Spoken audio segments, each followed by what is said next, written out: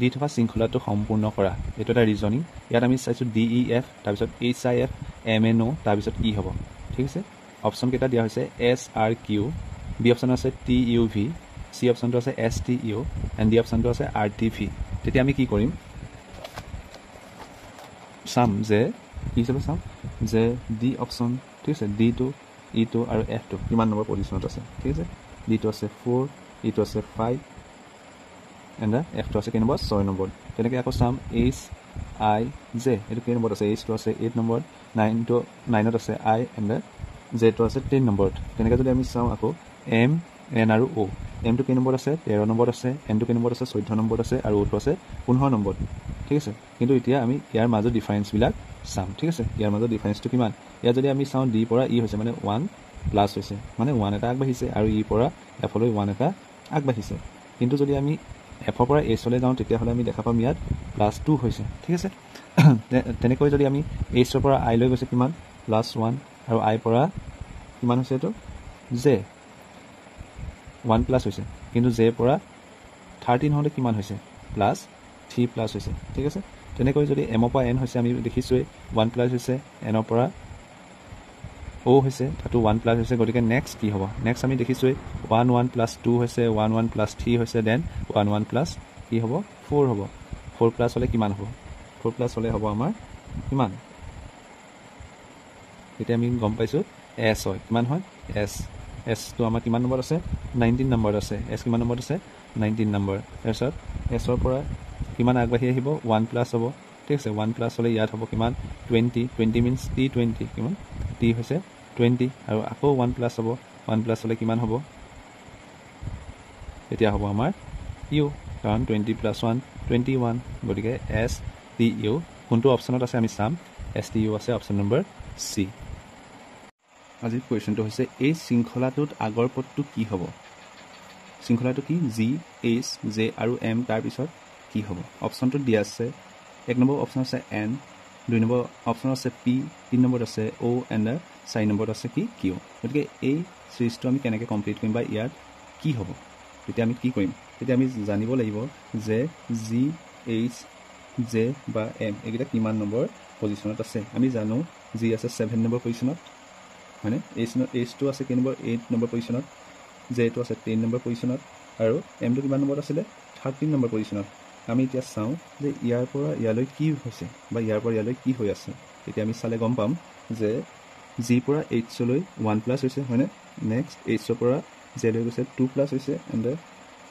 J পৰা এমলৈ 3 plus হৈছে আৰু তাৰপিছত কি প্লাছ হ'ব +4 মানে এম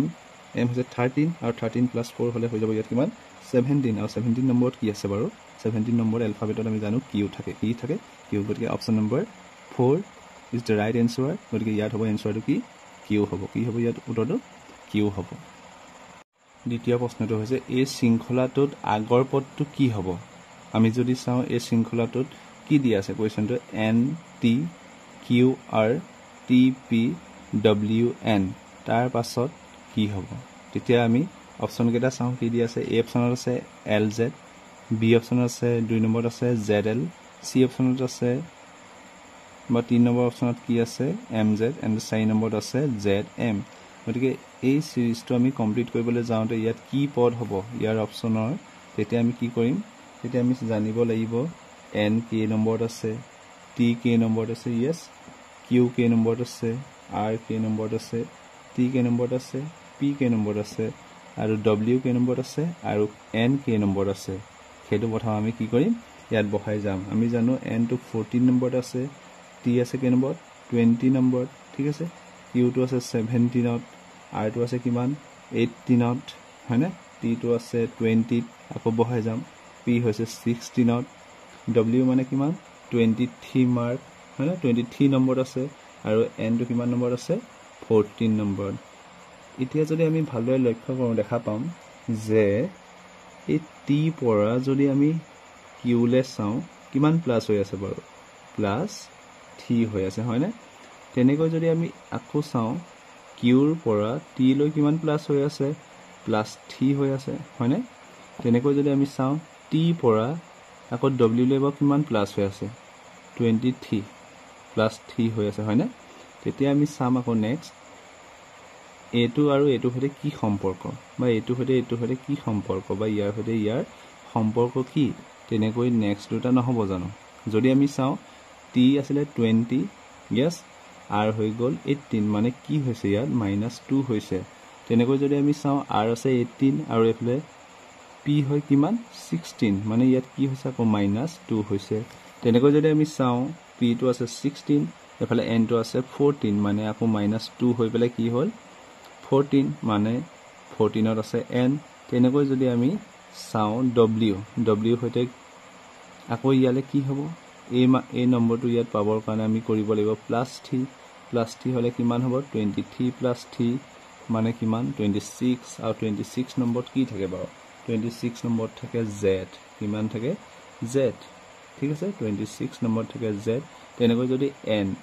n টো হ'ল 14 পৰা আকৌ আমি কি কৰিম -2 কৰি দিলে হয় 12 নম্বৰত কি আছে বাৰু 12 নম্বৰত আছে l গতিকে কি হয় এটো zl অপচন কেই নম্বৰত আছে 2 নম্বৰত yes 2 নম্বৰত আছে zl গতিকে এই প্ৰশ্নবোধক ঠাইটোত হ'ব z আৰু l